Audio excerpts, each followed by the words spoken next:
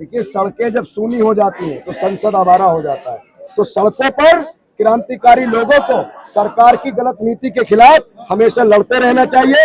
ये देश की जनता ने साबित कर दिया कि आज भी इनकलाब जिंदा है, क्रांतिकारी लोग जिंदा हैं। हमने क्रांतिकारियों का किस्सा किताबों में सुना था, हमने भगत सिंह को नहीं देखा, अशफाक उल्लाह खान को नहीं देखा, राम प्रसाद बिस्मिल को नहीं देखा, लेकिन आज देश के लोगों ने ये दिखा दिया कि अभी भी क्रांति जिंदा है, भगत सिंह भी जिंदा है हम सबके ख्यालों में। 1 महीना हो गया सर, प्रदर्शन को 1 महीना हो चुका है, लेकिन सरकार डरती हुई नजर नहीं आ रही। क्या सरकार को ये लगता है कि ये जो जेएनजी है, इतने युवा हैं, ये वोट बैंक में नहीं बदलते, वोट डालने जाते ही नहीं है?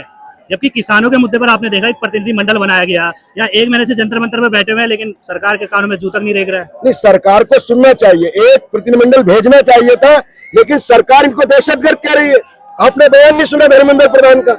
यही देश का भविष्य है।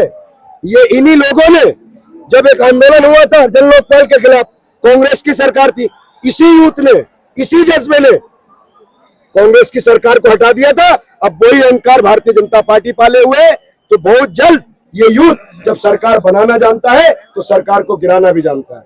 बदलाव होगा सर, निश्चित होगा।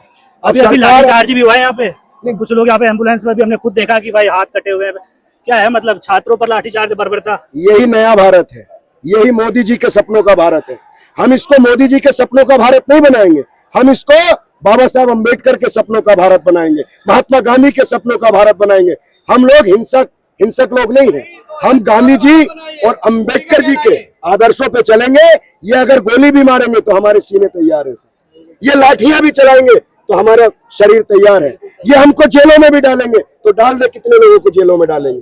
ये देश के यूथ की आवाज है, छात्र की आवाज है, और जनता की आवाज सबसे बड़ी आवाज होती है। अब नरेंद्र मोदी जी और धर्मेंद्र प्रधान जी का फैसला देश की जनता की अदालत में आया है, और जनता से बड़ी कोई अदालत नहीं है सर।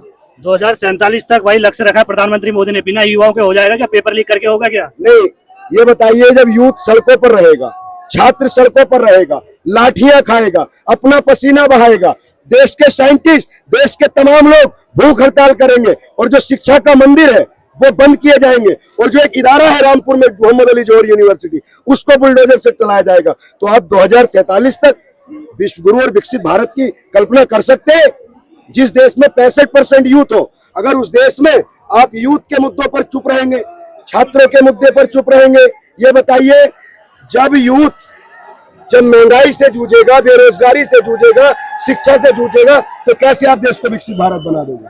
ये तानाशाही हो रही है, और इस तानाशाही के खिलाफ अब देश की जनता इकट्ठा हो गई है, और इन तानाशाहियों को मुंह छोड़ जवाब देने का काम करेगी। इसरो से वैज्ञानिकों का धड़ाधड़ इस्तीफे हो रहे हैं, और मोदी जी विश्व गुरु बनाने की बात करते हैं।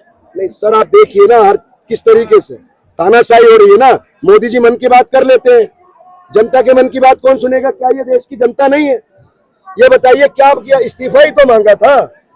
अरे जब देश में नीट में धांधली होती है, तमाम पेपर लीक हो जाते हैं, तमाम छात्र आत्महत्या कर लेते हैं, उसका जिम्मेदार कौन है?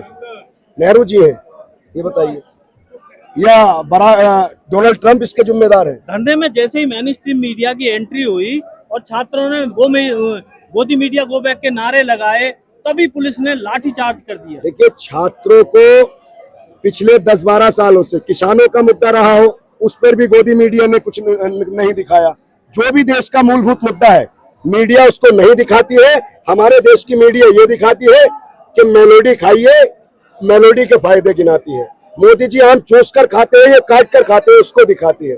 मोदी जी का विदेश में डंका बज रहा है, इसको दिखाते हैं। लेकिन जो देश की जरूरतें हैं, जो मूलभूत मुद्दे हैं, रोटी, कपड़ा, मकान, शिक्षा, स्वास्थ्य, रोजगार, इस पर देश की मीडिया बात नहीं करती। अगर देश की मीडिया ईमानदारी से काम कर ले तो भारतीय जनता पार्टी की जो सरकार है ना, 15 दिन नहीं टिक सकती सर।